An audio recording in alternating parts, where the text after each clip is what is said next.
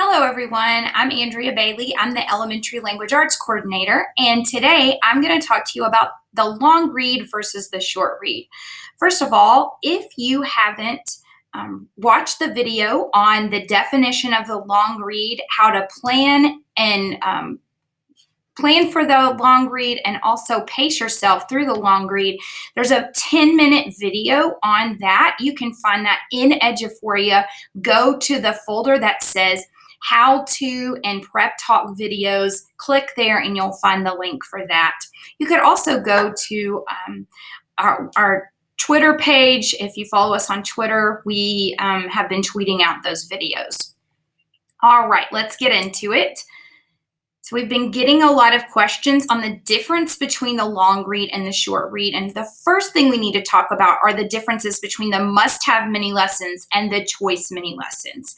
So the must-have mini lessons, each box represents a day of lessons, and there are 3 to 4 lessons per week that are must-have mini lessons. And I just wanted to show you here. So this box right here, that represents a day. This represents a day. This represents a day, and this represents a day. It'll be really difficult for you to get through this entire lesson and another lesson. Plus, we don't want your kids to mix up what ask and answer questions is with figurative language. We want them to get a full understanding of asking and answering questions on this day. So that's their day focus. There's always a flex day. And so that flex day, it can fit at any point in the week, wherever it flows naturally. For example, this lesson 6 on critical vocabulary, you may choose to put it on Monday and then start this must-have lesson on Tuesday. Whatever works best for you and your kids. As long as you're not leaving out a lesson, you're doing something on that choice day and not just skipping the language arts lesson. The other thing you could do for your choice mini lesson is to repeat a lesson from a previous day or a previous week, especially if you're in that same module and you know your students are having trouble with a particular skill. That's your power as teachers to know your kids, know what they need, and really take ownership of what's happening in your classroom. All right, so now let's talk about the long read. The long read has a mini lesson, and that mini lesson is represented by the anchor charts that's there. So the mini lesson is usually the step 1. That's the mini lesson part. Then there's the introduce the selection. So where you can find the introducing the selection is in the teaching pal. In the edge part, it's going to teach you how to introduce the selection. And that's going to be in step 2. It kind of talks to you about that in this first part, and it's also in these first couple of bullets. You're going to read the first couple of pages together until you get to that first think aloud, and then have students read on their own until they get to that next think aloud. Then you're going to stop along the way and think aloud. So every place that there's a think aloud, they all go back to this ask and answer questions mini lesson. And if it's the long read, then it's going to be that first day that you read that piece of text. So for example, lesson 6, ask and answer questions, is the first time that your students have read Adventures with Words. And so this is the long read lesson. Over here, lesson 8, ask and answer questions. For the Upside Down Boy, this is the first day that they will have read the Upside Down Boy. So this lesson 6 and this lesson 8 are both long read days. These other 2 lessons, lesson 7 and lesson 9, you're going back in and rereading a snippet of the piece of text. Those are the short reads. So let's get into the short read. What is the short read? What happens on that short read day? Okay. On the short read day, you're going to do the mini lesson. And so the mini lesson for the short read is going to be a little different. Let's see, let's get down to this. So this is Elements of Poetry.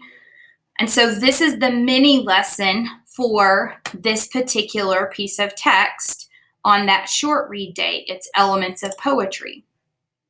See here, that's the second day you've read Adventures with Words, and you're going back to a particular poem with your students. So on the short read day, you're going back to that piece of text, and it's just going to be a couple of pages of the piece of text.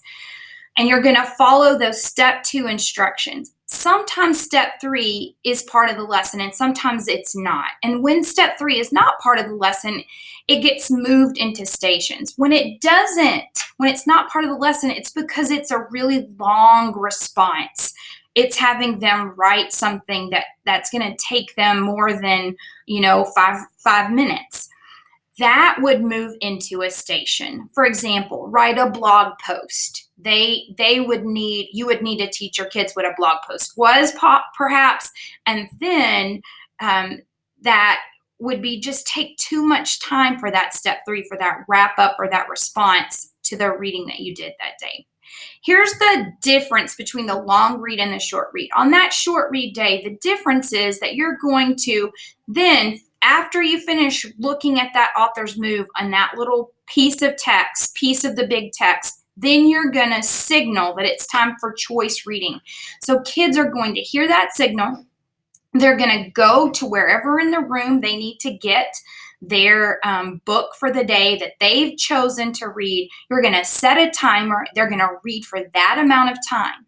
And then after that choice silent sustained reading time, students are going to move into stations. Okay, and then you are going to pull small groups. During silent sustained choice reading time, you're going to be conferring with readers. Okay, so there's a lot of management that needs to happen, a lot of setting up routines in this part of the day. And so you're going to need to take time right now.